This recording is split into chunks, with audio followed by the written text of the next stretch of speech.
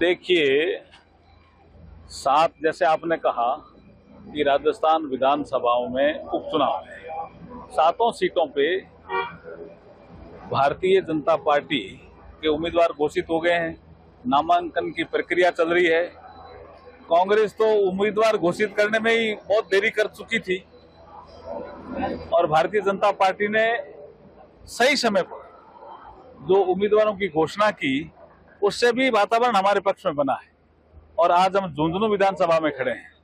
यहाँ झुंझुनू विधानसभा में डेवलपमेंट और गुड गवर्नेंस दो हमारे आधार होंगे चुनाव के। और झुंझुनू की जनता समझदार है। मुझे लगता है कि वो परिवारवाद के खिलाफ वोट करेगी और जो राजेंद्र जी भांबू हैं भारतीय जनता पार्टी के उम्मीदवार, उनके पक्ष में मतदान करेगी। ये एंड वक्त पे प्रत्याशी घोषित किया है, क्या मानते हैं कि प्रत्याशी नहीं थे या गठबंधन की तलाश में थी कांग्रेस?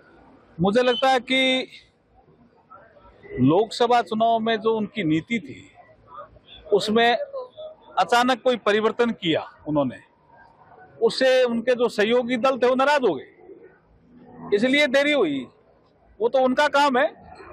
ये हम तो बहुत समय पे हमने टिकटें भी घोषित की, नामांकन प्रक्रिया भी समय पे हमारी चल रही है। और मैं जैसे पहले मैंने कहा कि सातों की सातों विधानसभाओं में उपचुनाव भारतीय जनता पार्टी जीतेगी। वंशवाद की बात करें तो ऊपर से राहुल गांधी से लेकर नीचे ओढ़ा परिवार तक, क्या कहेंगे कि पहले दादा फिर पिता पोता?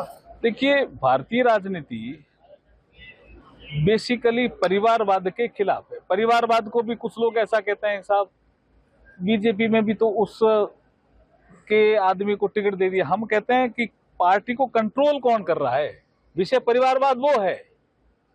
आपने देखा होगा ना कि मल्लिकार्जुन खड़गे राष्ट्रीय अध्यक्ष हैं कांग्रेस के, और जब प्रियंका वाड्रा फॉर्म भरती वायनाड से गई तो उनको वहां ले ही नहीं गए और वो झांक रहे हैं।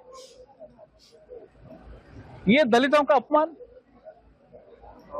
जनता बदला लेगी जी, झुंझुनू में भी, पूरे देश में।